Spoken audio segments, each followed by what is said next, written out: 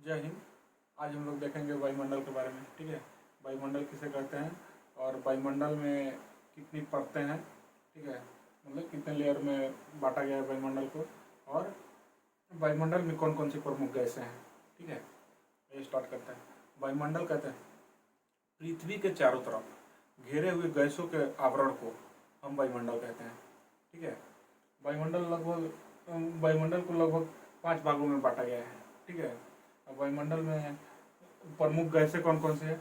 Nitrogen 78.8%, 78.8%। ठीक है, लगभग 78%। ऑक्सीजन 20.95%, लगभग 21%।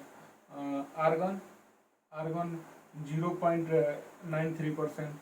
Carbon dioxide 0.03%। अन्य गैसें 0.04%।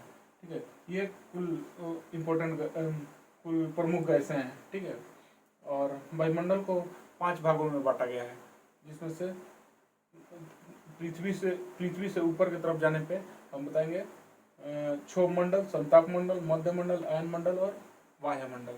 ठीक है, इंग्लिश में देखेंगे ट्रोपोस्फेयर, स्ट्रेटोस्फेयर, मीजोस्फेयर, आयनोस्फेयर और एक्सोस्फेयर। ठीक है, फिर एक एक करके हम लोग डिटेल लेंगे एक एक का। ठीक है, क्षोभ मंडल की ऊंचाई 8 से लेकर 18 किलोमीटर तक है। ठीक है, इसका ऊंचाई 8 से लेकर 18 किलोमीटर तक है। और ये क्षोभ मंडल में ही सभी मौसमी घटनाएं होती है, जैसे आंधी आना, तूफान आना, बादल का आना और वर्षा होना।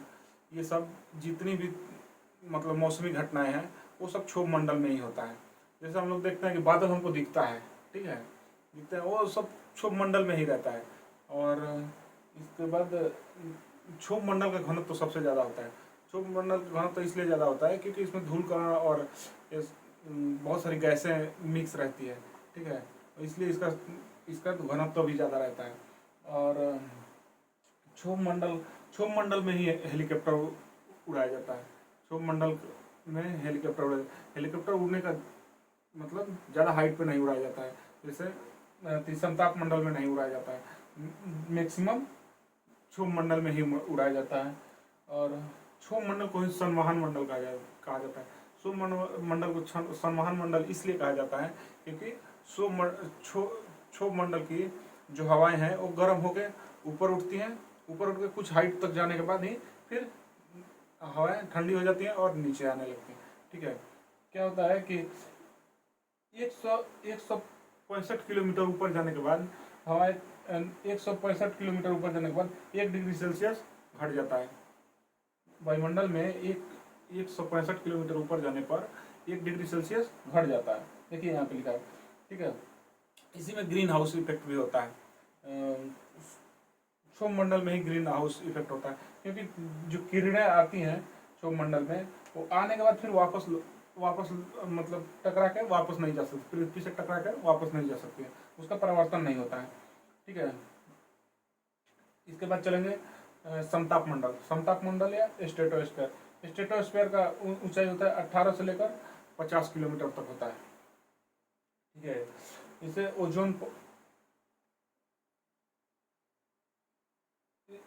इसी के जो संताप मंडल है उसके ऊपरी परत में ही ओजोन परत है। ठीक है, जिसका इकाई हम लोग डाप्सन से मापते हैं। ओजोन परत क्या है कि हम लोग पराबैंगनी किरणें, जो सूर्य से आती पराबैंगनी किरणें है उससे रक्षा करती है हमारी। ठीक है, पराबैंगनी किरणों से रक्षा करती है हमारी। इसका सबसे ज़्यादा हानि क्लोरोफ्लोरोकार्बन से होता है। ठीक है, जैसे क्लोरोफ्लोरोकार्बन से ही होता है। और इसी में जहाज उड़ाया जाता है क्योंकि इसका ताप नियत होता है, ताप भी नियत होता है, दाब भी नियत होता है। और इसमें ज़्यादा मौसमी घटनाएं नहीं होती हैं। ठीक है, जैसे बारिश आना, बादल आना, इसमें ज़्यादा नहीं होता है। ठीक है, इसलिए इसको सेफ जोन के लिए वायुमंडल को क्षोभ मंडल पार करके समताप मंडल पे उड़ाया जाता है। ठीक है, उसके बाद चलिए मध्य मंडल 50 किलोमीटर से लेकर 80 किलोमीटर तक के एरिया में फैला हुआ है, जिसको मीजोस्फीयर कहते हैं। यहाँ पे उल्का पिंड जब आता है वायुमंडल से, आकाश से गिर कर जब आता है तो वहीं पर खत्म हो जाता है, जल के खत्म हो जाता है। मैक्सिमम उल्का पिंड वहीं पे खत्म हो जाता है, छोटा छोटा कण रहता है। जैसे हम लोग देखते हैं ना, बोलते हैं कि तारा टूट रहा है, तो तारा नहीं होता है, वो एक उल्का पिंड होता है जो गिरता है। जैसे नहीं बैठे रहते हैं छत पे, हम लोग का देखते हैं कि गिर रहा है तो भगवान से मनाते हैं कि भगवान हमको ये हो जाए, तो हम मतलब आंख बंद करके मानते हैं। अब कहते हैं कि हम पूरा हो गया। झूठ बोलता है कि लोग कि पूरा हो गया, कुछ भी पूरा नहीं होता है, ठीक है। इसलिए अब उल्का पिंड इसी में आता है, ठीक है। उसके बाद आयन मंडल या आयनोस्फीयर का 80 से लेकर 640 किलोमीटर की ऊंचाई तक फैला हुआ है आयनोस्फीयर, ठीक है। इसी में संचार रेडियो तरंगों, ये क्या करता है कि रेडियो तरंगों को परिवर्तित करते हैं। इसमें आयनों की बहुलता होने के कारण ये रेडियो तरंगों को परिवर्तित कर देता है। इसे दूर संचार के लिए उपयोग में लाया जाता है। जो आयन मंडल है उसको हम लोग दूर संचार के उपयोग में लाया जाता है। जैसे समताप मंडल को हम लोग जहाज उड़ाने के उपयोग में लाते हैं, इसी, ठीक है। वैसे ही आयनोस्फीयर को हम लोग दूर संचार के उपयोग में लाया जाता है, ठीक है।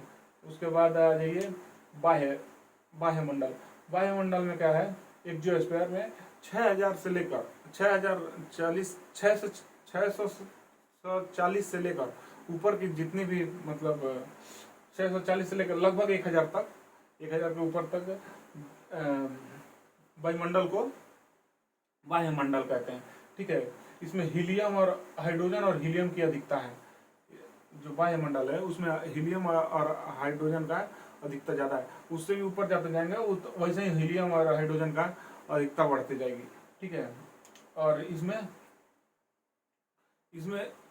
कृत्रिम उपग्रह इसी में हम लोग छोड़ते हैं, जिससे भूस्थायी उपग्रह 36,000 किलोमीटर की ऊंचाई पर छोड़ते हैं ना, वैसे ही देखिए भूस्थायी उपग्रह, जिसे कृत्रिम उपग्रह भी कहते हैं, उसको छोड़ते हैं, ठीक है। इसके बाद हम लोग एक शॉर्ट ट्रिक देखेंगे, ठीक है। इसको हम लोग ऊपर नीचे से ऊपर तक याद करने के लिए एक शॉर्ट ट्रिक देखेंगे, ठीक है।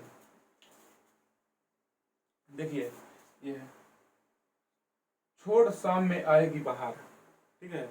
हम लोग पूरा थक गए हैं, दिन भर पूरा काम करके थक गए हैं, तो हम लोग अपने दिल को तसल्ली देने के लिए बोल रहे हैं छोड़ शाम में आएगी बाहर, ठीक है।